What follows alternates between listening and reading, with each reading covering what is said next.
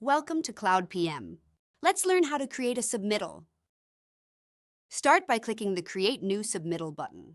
Enter the submittal title, specification number, and title. Next, add the subcontractor, recipient, and general contractor. If the subcontractor or recipient are not listed in the company's module, you will need to add them.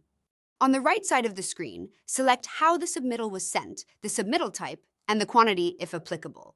Click Save. You will now enter the first submittal cycle. Select the submittal status and the reason for sending it. Click Save again. To upload the submittal file, enter the date and upload it in the subcontractor in row if you receive the file from your subcontractor. Then, enter the date for approval out and click Save to save your changes.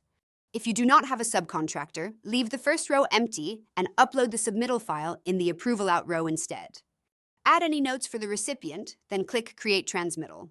Select yourself, CC any users from your company, and choose the recipient's company and any others who need the submittal. Click the Email Transmittal button to send an email with download links for the transmittal and submittal files. When you receive the submittal markups back, update the submittal status, save, and upload the file in the Approval In row. If you have a subcontractor, enter the date in the Subcontractor Out row and click Save.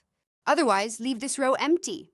To send the submittal back to the subcontractor, go to the Subcontractor Out tab, click Create Transmittal, and follow the same process used for approval.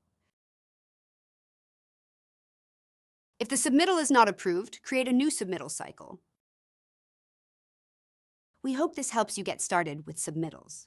For more support, visit our help page or contact customer support.